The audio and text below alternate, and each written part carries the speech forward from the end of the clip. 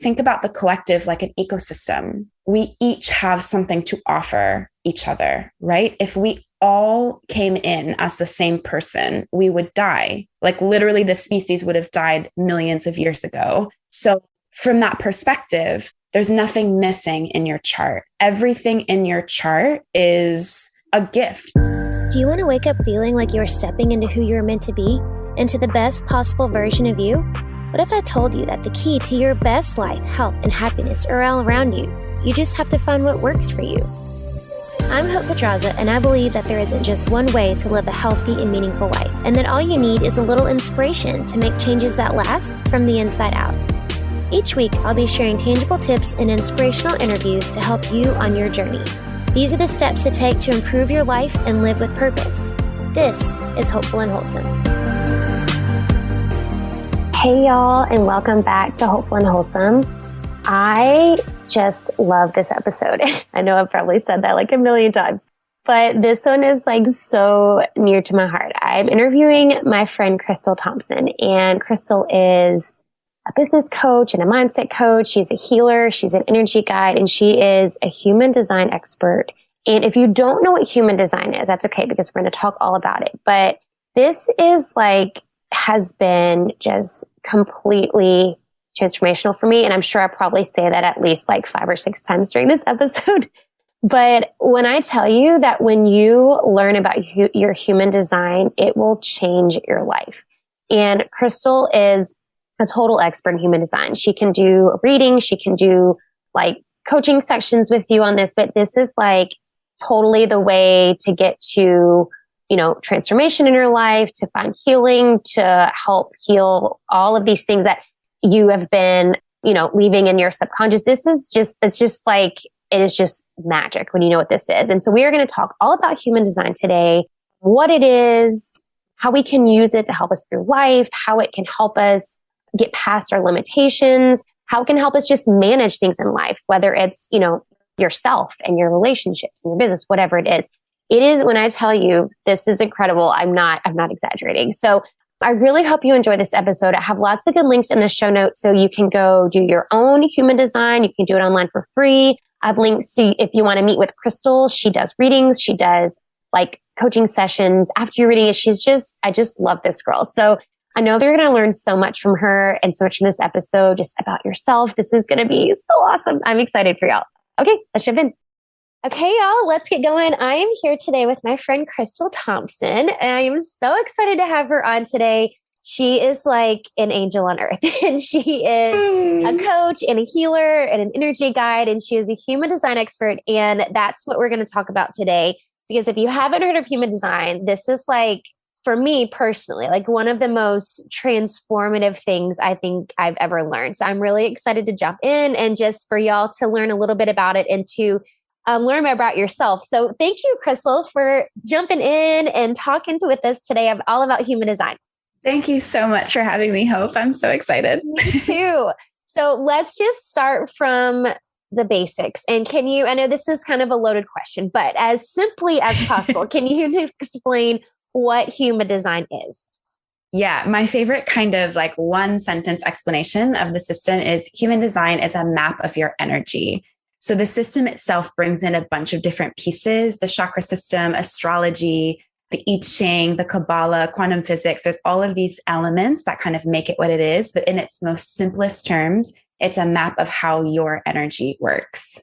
That's perfect. I like the definition. That's good. So, really easy, right? Yeah, it is. I like it. It simplifies it enough. I know this can be, you know, getting seriously into the woo for people. So can you kind of de-woo-woo the human design and how like it really can apply to your life?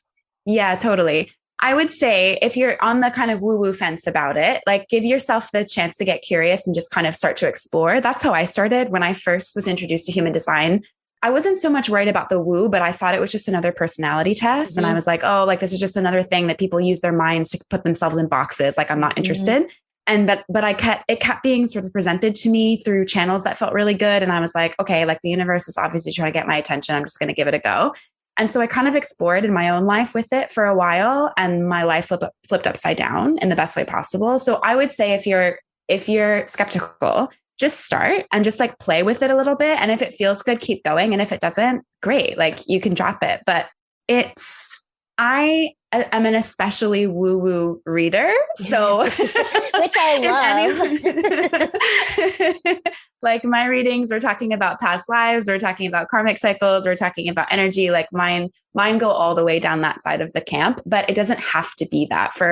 If that's not interesting to you and you just want to learn more about how to best manage your energy, we're even talking about things like making aligned decisions. We're talking about boundaries. We're talking about communicating and interacting with other human beings. Like regardless of where you fall in the woo-woo spectrum, we all do that every single day as humans. Yeah. So there's something in it for everyone. And I kind of love that about it. You can just dip your toe and get something incredible out of it, or you can dive all the way in and get something incredible out of it. Yeah. And that's really what I love about it too. And I think that's when I first got into it, I was kind of like just the dip your toe kind of girl. I'm like, okay, this is interesting. Did one of the little online tests and stuff. And then the more I started learning about it, the deeper I wanted to dive in, because I'm like, I feel like, you can just keep swimming and never get to which I love. Like, it's like unpeeling all these layers. It's just completely fascinating to me. And that's how my husband got interested in it. And I told you this after I did my first reading with you. I was telling him about it. He was, we turned on Gaia TV. We're like searching all, for the videos. He wanted to learn all about it. So it's like, it really is, there's like pieces for everybody. So how can we use human design? And you mentioned this a little bit, but really how can we use it to, help guide us through life? How can it help us with decisions that we're making, with how we do manage and balance our energy? Like how exactly can it help us with those things? Yeah. So I feel like maybe the best way I wonder if it's best to give a quick overview of each of the energy types. Yeah, let's do that. Let's go through it, because I was going to ask you that anyway. So yeah, that's good. Let's do that. I feel like that's a good way to answer that question, because each person it will work a little bit differently for each person. And that way anyone who's listening can get something specific out of this episode. So there's 5 energy types. And something that I love, I kind of mentioned this before, a lot of other kinds of, this isn't a test, it's a chart, like astrology, like your chart comes from your birth information. It's not sort of questions you answer or anything like that. But something that I love about this is your chart, like what makes you a certain energy type is based on your physical body and how energy is moving through it. So it's not like I behave in XYZ way and this makes me an XYZ type. Like it's actually in your body, which I think is really beautiful. So there's 5 energy types, and that's the kind of first place to dive into human design. If you're just beginning, if this is your first time exploring this, if you are brand new, if you can get to know your energy type forwards and backwards, like it will flip your life upside down and give you so much to chew on for a really long time. Yep. So I'll start by kind of population numbers. The 2 most common, first one is called generators. That's what I am. Generators are kind of lit up and led and defined by our sacral center, which is the gut. If you're a generator, and this is true for the next type we're going to talk about too. Maybe I'll just say both at the same time so it's not confusing. So generators and manifesting generators. So this first part is true for both of you, which is what Hope is. Hope and I represent those 2 types. Mm-hmm. So we are designed to be lit up, led, guided by the sacral center, which is the gut. And that space is all about getting juicy, excited. Like when you're into something, that space turns on. And I always describe it kind of like a boiler room, like in an old ship or something. I just watched Titanic recently, so that image is fresh. So if you think about the boiler rooms at the bottom of the ship, when you're super excited about something, your sacral center turns on and then all the coal gets tossed into the boiler room. And that excitement creates energy in your body. And you then can use that energy to do something that you love. Generator types, also called sacral beings, generators and manifesting generators, because they're led from the sacral. We are literally the ones that create the life force energy that gets moved around the planet. So if you're listening to this and you're a generator or a manifesting generator, the first gift you can give to yourself through the lens of human design is looking across your life at where are the hell yeses and where are the mms. And if there's anything in your life where you're kind of like, maybe it's a no, or maybe it's an I'm not sure, or maybe it's a not right now. If you can just start to look at those pieces and give yourself permission for your real, genuine, full body yeses to be your decision-making process. Chef's kiss. So that's generators and a little bit of manifesting generators too. So Manifesting generators are a hybrid type between generators and another type called manifestors, where the name comes from. Manifestors are about 9% of the population. It's pretty rare, I guess, from a percentage perspective. And these are the ones that are kind of here to lead and initiate and sort of rally the energy of the collective. So when we're looking at energy types, we're looking at us as individuals, like I inhabit a generator body, but we're also looking at how each of us as individuals interact with each other, right? So yes, I'm lit up and led by my sacral, but then that energy, that light is mine to spread across the planet with the people that I interact with on lovely Zoom meetings, in the grocery store, on the sidewalk with my clients, whatever. So it's always those two pieces. How is the energy moving through you? And then how are you here to engage with the rest of us with that specific energy? So manifestors are the ones that kind of open the door for new things. They're the ones that start things. They're the ones that initiate big leadership energy. Not that you can't be a leader if you're not a manifestor, but I think about the kind of interaction as a manifestor starts something, and then the generators and the manifesting generators rush in and kind of lift the energy and make it go. So again, if we're going back to that kind of boiler room example, the manifestor is the guy who, I guess, turns on the ship. And then the generators and the manifest turns on the ship. I don't know anything about ships. The captain, maybe. I know what you meant. Then the generator, thank you. And then the generators and manifesting generators are the ones who are using their delicious life force energy to put the coal in the boilers, right? So we're all doing this as individuals. We're having our own experience, but we're also doing something together. So manifesting generators, like what Hope is a combination of those two. So you really more so are a generator than a manifestor in that your sacral center is the most important part of your entire chart.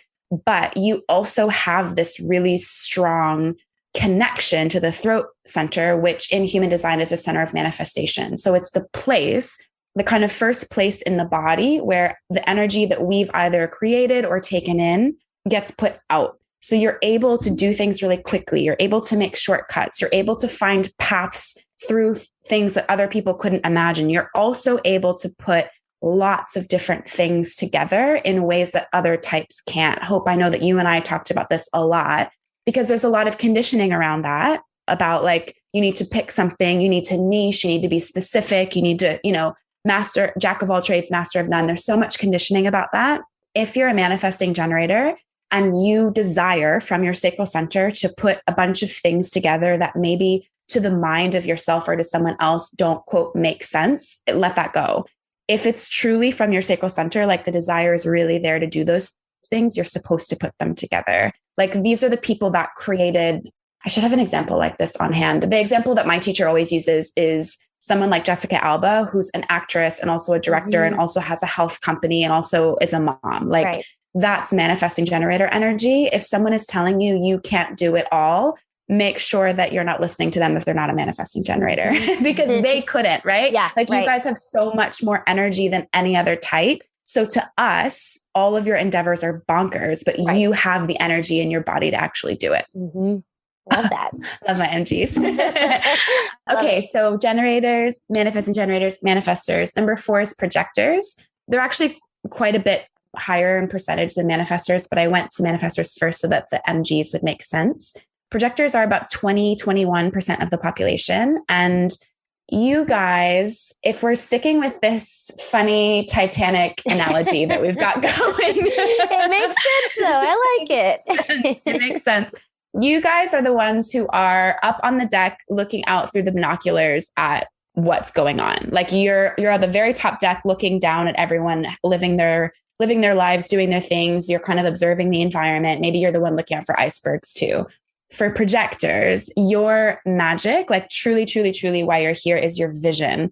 You're able to see things that most of us can't because of the way your aura works. You have this like innate bird's eye view of whatever you feel engaged to be a part of. So visual I like to give for this often is you're like the birds on the wire. You guys are able to sort of rise out of the crazy energy that all us sacral beings are creating all over the world. And you can kind of see from a bird's eye view, like, oh, this is a way that this could be more effective, or this is a way that this could be more loving. Like these projectors are like consultants of the world, like bird's eye view people. That's your magic. A really specific thing that is important about the projector aura is because you guys are able to see and sort of put, you literally, the name of your energy type literally comes from that you project your aura into whatever environment you're in order to understand it. You're incredibly gifted empaths. You're incredible at understanding other people on an energetic level. Because of that, your system is really easily overwhelmed. So if anyone's listening to this and you know you're a projector, but that's all you know about it, I would wager you get really overwhelmed by social situations. I would wager you need a nap or a bath every day. You're quick to be like, I've had enough. Like even if it's only noon and you're halfway through your workday, I'm like, I would like to not talk to anyone else for the rest of the day, please. This is by design. This is a part of you because it's what makes it's the sort of sensitivity is there to protect you. If you get overwhelmed and your system gets overloaded with other people's energy, it's almost impossible for you to share and see and use that beautiful vision that you're here to have. So I like want to give so much. Human design for me is about permission. It's about permission to like actually be who you are on an energetic level and to just let whatever feels most natural to you be enough.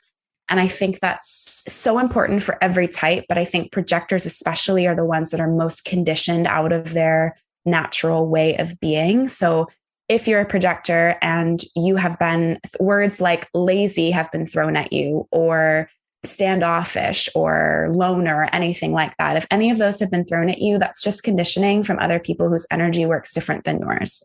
If they knew better, they wouldn't say those things to you, but now you know better. And so you get to reclaim this part of yourself. And then the last type is reflectors. They're actually just 1% of the population. They're incredibly rare. And what makes a reflector is their entire chart. So all 9 energy centers are undefined, which means they feel everything. Any undefined or open centers we have in our chart, which are, if you're looking at your chart, if there's any of those kind of shapes in your body graph that are not colored in, that's an undefined center. Those are places where we take in information, energetic information, energy from other people. And either it stays in our body and we use it, or we squeeze it out, or we transmute it into something else. All kinds of things happen in the energy centers. But reflectors are completely open in all 9, which makes them essentially like human chameleons. What's most important for reflectors is that you're in environments that feel good to you. This is literal environments, like the place you go for breakfast. This is also relationship environments, your friends, your coworkers, your partners, your lovers. Like, because you are so open, you will literally reflect the energy of the people and places that you are interacting with. And so it's really important that what you're around feels good to you, because it's actually what it will feel like in your body. I feel like I just talked for so long. Thank you so much. No, it was perfect. No, it was such good explanations of all of them. And I was going to ask you those anyway, because I wanted to give everybody just a brief overview so that when they, go and do their chart, they can have a little bit, more understanding of what it means. So that was perfect. That was great. And I love how, because that kind of led me to what you were saying about the projector leads me to a question I was going to ask you, because I like how you say it gives you permission to like be who you really are. And for me, I felt that's how I felt when I did the reading with you. I felt like you were saying, like all these things that, I've done the programs, I've done lots of different coaching and stuff in my head, when I'm doing this, I'm like, because that's what they say, you got to niche down. You can't teach everybody. You can't do all these things. You have too many things, too many plates in the air, or whatever the saying goes. But I always feel like, but I want to do all this. Like, why can't I do all of it? So I love that you say that it gives you permission. The other thing I wanted to ask you, because I know you talk a lot about this when you do your readings and stuff, is how it can help us release limitations, or the idea of limitations, which is kind of goes along the same thing. But can you talk a little bit to that? Yeah. Oh yeah. I would love to. It's again, like another piece that's so sacred and beautiful to me about human design. So again, I gave you guys the disclaimer. I'm a super woo-woo reader. So some of this might not resonate with all of you, and that's okay. you can put it into whatever language feels good to you. If you're listening to me and you're like, I don't really see the world like that, it's no big deal. So I see our charts as something that we chose on the way in this life. And so what that says to me is my soul, your soul, our souls knew I'm here in this life to have this specific journey. I can literally tell you your soul's journey based on your chart. Like, it's incredible. I chose, again, the map, right? Our very first question, what is human design? It's a map of your energy. So I think we choose this map on the way in.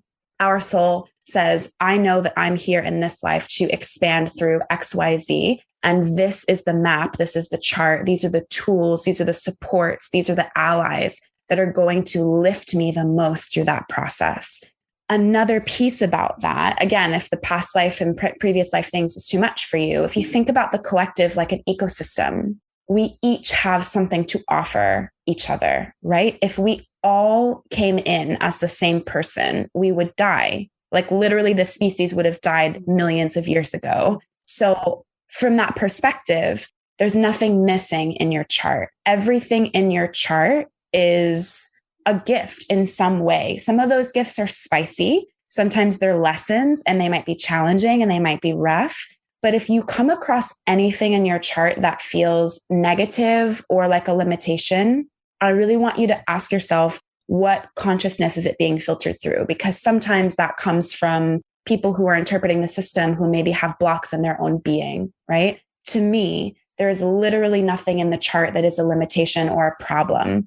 Yes, there are challenges. Absolutely. That's what we're here to move through. But everything is in your chart to support you.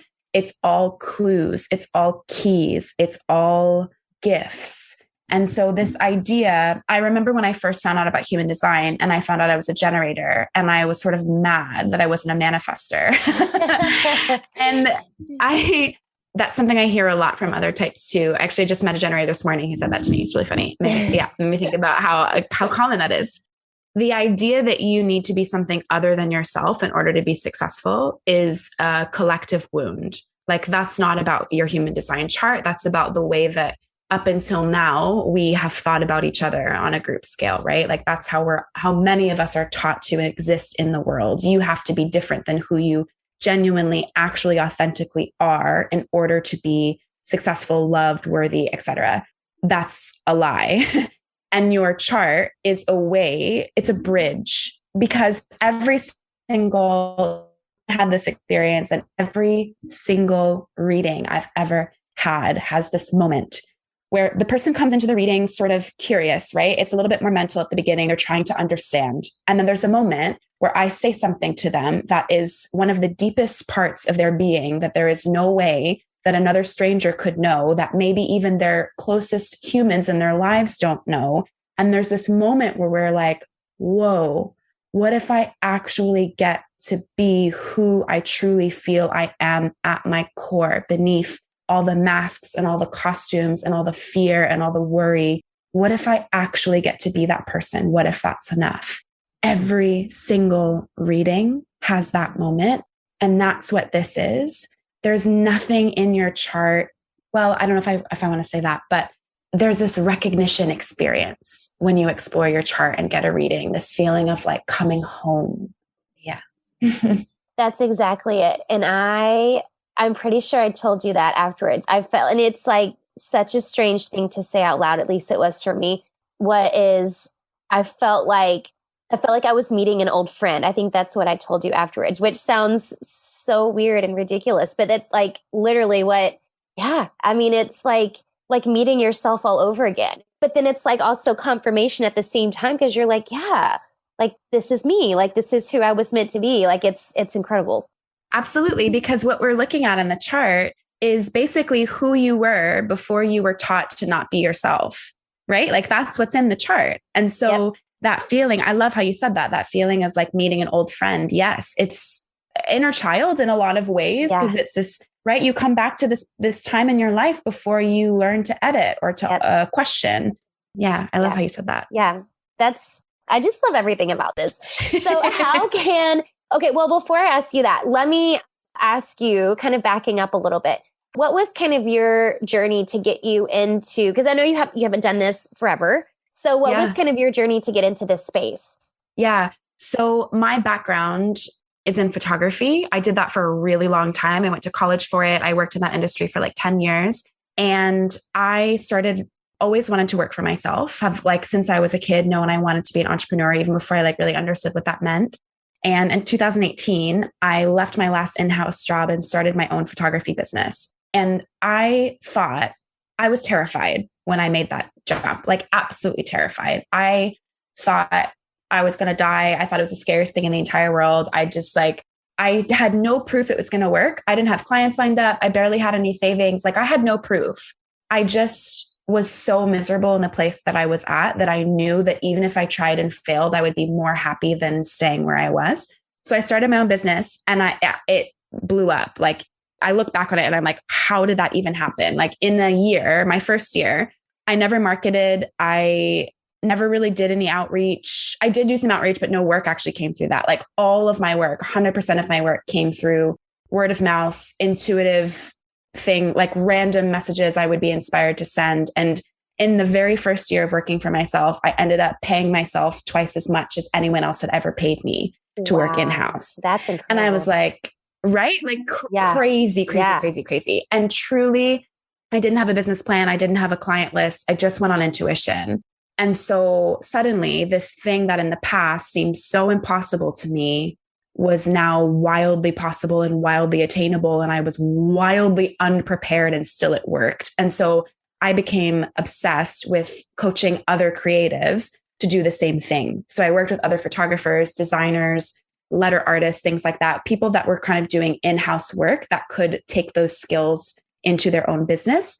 And at first, I was coaching based on the really practical things, how to make an invoice, how to market, how to find clients, how to send a professional email, all the important stuff. But the more I got into that work, the more I realized that what was holding people back was not the practical stuff. It was the emotional, energetic stuff. It was at the very core, am I allowed to love my life this much? Because so many of us are taught that work is the exception to joy. That's the place where you sacrifice. That's the place where things are hard. That's the place where you just grin and bear it. And so when suddenly work becomes a massive portal of joy, all the shadow in you is like, excuse me, not okay. So I started going into subconscious work. I did NLP training and hypnotherapy and life coaching. And I was just really interested in finding out, like truly purely on neurochemical level, neurobiological level, what's happening in the brain that makes it so difficult for us to just have what we want. And from that, I just went full. I was like, oh, I am so much more interested in this than I am in teaching people how to send invoices. Like that stuff matters, but it's so much easier. It's just such a tiny piece. Like I would say that's like 5%. That stuff is like 5% of running a business. It's really about how do you feel in your body? How safe do you feel to have what you want? And so I was working with, I had a client last year, 2020. Yeah. 2020, I think. I can't remember, who was wanting to start a business. And she knew she was a projector. Sorry, I missed a part. So I had been experimenting with human design in my own life for a few years. I knew I was a generator. I knew I had emotional authority, and that was it. And just based on those two things alone, I built this crazy business, like purely on my sacral center. So I was like, all right, there's something here. Like I'm open to more of human design. And then I attracted a client who wanted to start a business. She is blowing my mind as we speak right now. Like it's just flourishing and it's beautiful to witness. But she knew she was a projector. And she said, when we started, she was like, I know that I've been conditioned to run my business like a manifestor or like a generator. And I know that if I go down that route, I'm going to burn myself out and resent the work before it even gets off the ground. Can we use human design as a foundation of our work? And at that point, I didn't really know that much about it yet. And I was like, sure, I'll just learn. And so we did, I did it took me like 6 hours. I did her chart, like by comparing sort of things on Google and watching YouTube and stuff. And in our first intake session, she and I went farther than most of my clients and I had gone after like 3 or 4 sessions in the past. And then I did reader training, and then the rest is history. Yeah. But again, like such a good example too. Of course, that person in my life was a projector. Yeah. Do you know what I mean? Like I could not have seen that human design needed to be a part of my work. I just couldn't, but she did. She had this bird's eye view. And I remember her saying to me, there's something that's that would make this feel so different is I would feel like really seen energetically as an individual versus just putting someone through a kind of one size fits all program, which has never felt in integrity to me. Right. But I hadn't yet found a better solution. Yeah. So this has been that. I love that. That's what a good story, and like true testament to how you can completely be led by your human design. Like if you allow it to lead you, and that's amazing. I love that. So for people who are listening and they kind of want to get started and they want to kind of start to dabble in it a little bit, what is your best recommendation for, maybe just doing one of those online quizzes or whatever, just to learn your type? Like, what is the easiest way to get started, at least just to learn more about what your human design is? Yeah. My favorite website to send newbies to get their chart is mybodygraph.com, because I think it does a pretty good job of giving you a little bit of information right off the bat without being too much. Yeah. A lot of the more in-depth stuff is behind paywalls. So you can't really go super deep on that site in particular, which I think is actually nice for a newbie, because you kind of barricade yourself from going in too far. For sure. Yeah. So that site will give you a pretty good overview of what your type means. It will give you an overview of your authority, which is really important to know. And then those two things, especially, there's actually not a ton of information about human design online, and I would say not a lot of information that I would recommend yet. I'm working on it. I'm getting there. But energy type and authority are the two really, really, really important places to start. And you can find tons of information on those two. Yeah. So start there. Like, I know it's tempting to deep dive into everything when you first find out about something like this. But what I want you to know is human design is about embodiment. It's about living your chart. And that's not something you can do overnight, right? The visual that I love about this is, imagine every meal you're going to eat for the rest of your life being given to you today. Nobody wants that, right? Like, that's what it's going to feel like if you try to go too far into your chart right off the bat. Let yourself eat a little bit and then digest and see how it feels, and practice in real time, and then eat a little bit more and maybe adjust from there.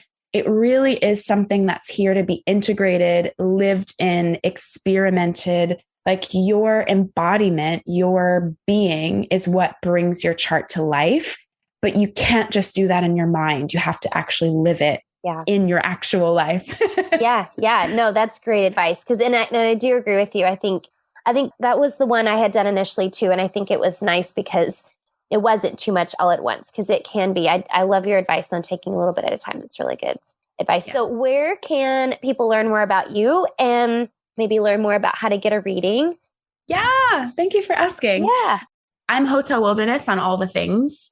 Instagram is kind of where my stuff is the most up to date. If you're looking for readings or information, that's the best place to find out what's presently available. I actually just today finished uploading. I recorded a masterclass for each energy type. So if you're wanting to get started and kind of understand your energy type and just kind of go in there, again, just digest that one piece, I just finished uploading those today. So by the time this episode is live, they'll probably be available. Awesome. But you can find all that on my Instagram as well. That's perfect. What great timing. I love that. Yes, I know. Very cool. Okay, so I like to end with this same question for everybody. What is the most important thing people can do to live with purpose? Slow down. And what I mean is, if there's an area of your life, or if it's all of your life, I've been there, we've all been there in different seasons, where you're in autopilot, where you're just knee-jerk reacting to whatever it is you're experiencing, it gives us like 8% of what's available to us in this life, right? And slowing down and really observing how you feel, what you want, what's working, what isn't working, I think that pairs beautifully with human design and is a really delicious way to get to know yourself on a level that maybe you haven't yet before. Yeah, slowing down. I love that. That's great. That's also great advice. I need to give myself that advice all the time. So I can totally appreciate that. Thank you so much, Krystal, for all of this. This was, of course, I love talking. I could talk about this all day, every day. So I really hope that everybody got a lot out of this, and that you'll go online and get your reading. And when you're ready to dive deeper and chew a little bit more, then you can get with Krystal and get a reading, because it's like so transformational. I just love it. Thank you so much, Krystal. Hope. Thank you. My pleasure. Thanks for listening to Hopeful and Wholesome, y'all. If you found value in this week's episode, please subscribe on iTunes or wherever you get your podcasts, and leave a review to let me know what you thought. I love to know what you find useful in these episodes, so I know how I can provide the most value I can to my listeners. And if you have topics that you want to know more about, I'd love to hear those as well. So shoot me a message on Instagram, Facebook, or LinkedIn. It's @TheHopePedraza, or visit my website, hopefulandwholesome.com. Thanks, y'all.